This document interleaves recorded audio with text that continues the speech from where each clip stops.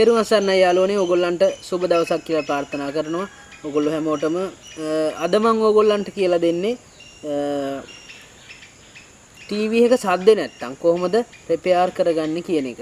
ඒ කියන්නේ දැන් මේ ටීවී එක සද්දේ නැති වෙන අවස්ථා බොහොම කලාතුරකින් තමයි එන්නේ සවුන්ඩ් වල ප්‍රශ්න.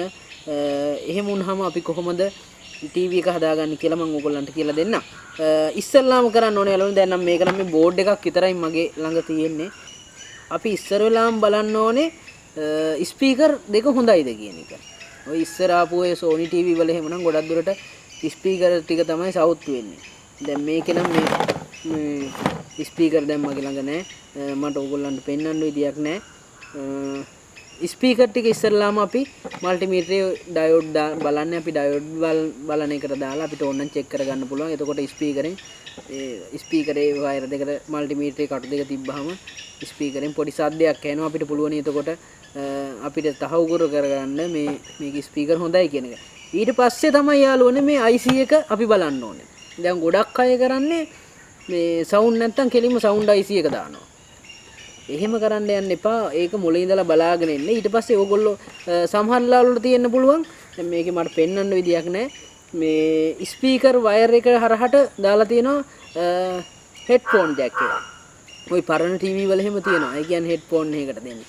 ඒක හරහට තමයි ඒකේ සමහර විට ඒකේ මොනවා හරි දිරලා ඒව වුණාම සමහර වෙලාවල් වලට සද්ද නැති වෙන්න පුළුවන්. ඒකත් බලන්න ඕනේ. අපි ඒ පාර ඒ කියන්නේ ස්පීකර් වයර් දෙක තියෙනවා නම් ස්පීකර් වයර් දෙකට සම්බන්ධයෙන් දැන් මේක දැන් මේ තියෙන්නේ සවුන්ඩ් IC එක.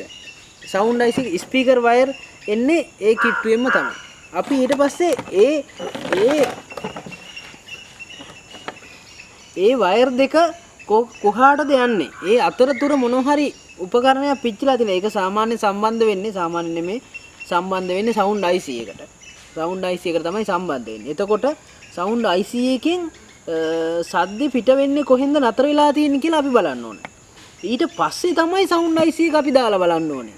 ඉස්සෙල්ලා අපි බලනවා සවුන්ඩ් IC එක දාන්නත් කලින් සවුන්ඩ් IC එකට කරන්ට් එක එනවද කියලා.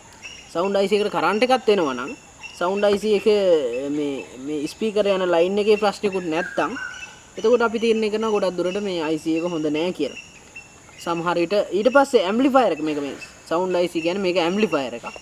ඇම්ප්ලිෆයර් එක අපිට තේරෙනවා නම් මේක ඇම්ප්ලිෆයර් එක වැඩ කරනවා කියලා. අපි ඊට පස්සේ තමයි අපි තීරණය කරන්න ඕනේ ජංගල් IC එකෙන් සවුන්ඩ්ස් එනවද කියන එක. සමහර ලාවලට ජංගල් IC එක සවුත් වුණාමත් සද්ද නැති වෙන්න පුළුවන්. ওই ටික තමයි මට ඕගොල්ලන්ට කියලා දෙන්න ඕන උනේ. සාමාන්‍යයෙන් ඔය සවුන්ඩ් නැති වුණාම හදාගන්න විදිය තමයි ඕක. හොඳයි යාළුවනේ. ඕගොල්ලන්ගෙන් අදට මම සමු ගන්නවා. තව වීඩියෝ එකකදී හම්බෙමු. ඕගොල්ලන්ට සුබ දවසක් කියලා ප්‍රාර්ථනා කරනවා.